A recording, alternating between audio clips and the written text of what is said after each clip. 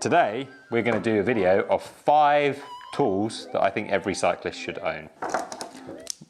Shit. Number 1, a good multi-tool. Now, I have here 3 different multi-tools of varying prices and quality of equipment. The reason why a multi-tool is super useful is because not only can you use it for tooling your multis, you can use this basically as your sort of go-to thing for maintenance and fixing your bike. This particular one has a very large assortment of different sized Allen key doodags, different screwdrivery heads on it, different size Allen key points, a do-free here for tightening and loosening bolty things, and a loads of these little guys, which gives you even more size options. Not an expensive multi-tool, I don't remember what this one costs, but it's quite big, quite chunky. Next up in the price point is something like this, which is called the Toe Peak Survival Gearbox.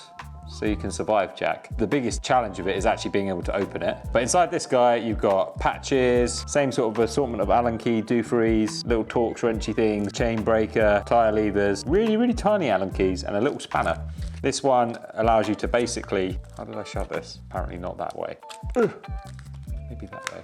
There we go. The idea of this one is it has this little strappy bit. You can hang it on your bike.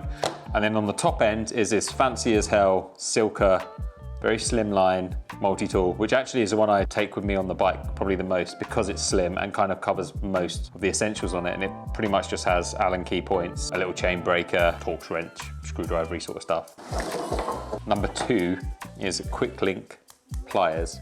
If you go back to a video we did with Nico, you can actually see his technique, if you don't have one of these, to make your chain snap.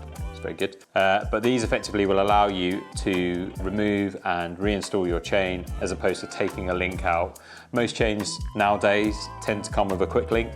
Quick links tend to also be single use. You can definitely get away with using it a few times, but they allow you to not have to remove a link to reattach the chain or to somehow damage part of the chain. It just allows you to quickly and easily take it on and off, which is really good for cleaning, maintenance, and yeah, if you want to put a new chain as well. Now, another option, which I really like, is this from Wolftooth, which is the same end thing, but this is what I keep in my saddlebag because this one also has spare quick links.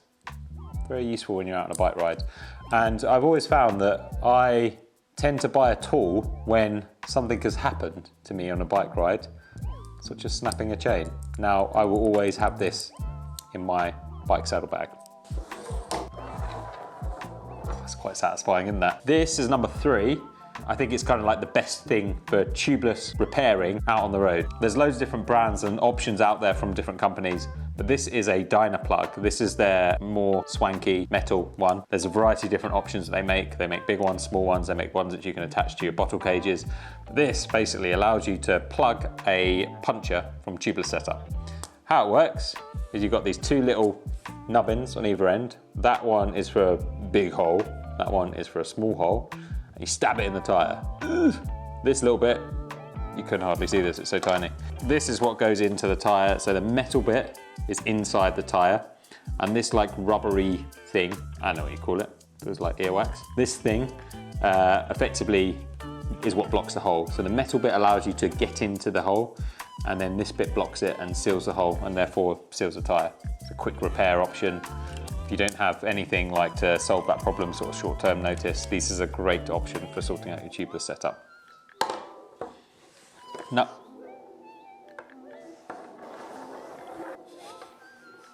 Now, number 4 is a Torx wrench.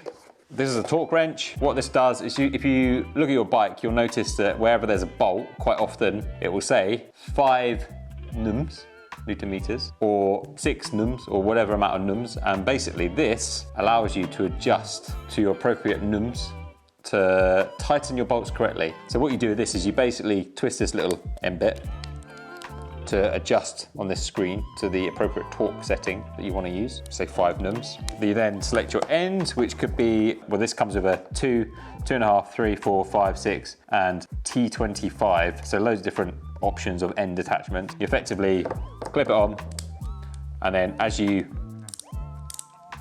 twist it, it makes a great noise, and tighten or untighten appropriately, whatever way. It will give you like a little click which tells you it's at the appropriate torque. Very important to do your bolts to the correct torque and not to overdo them, because that can cause damage and bad things. It's a very good tool. Dr. Torque Wrench is what it's called as well. So that's pretty epic. Number 5. How do I do this, Jack? Does this work? A bike repair stand. This is a park tool one.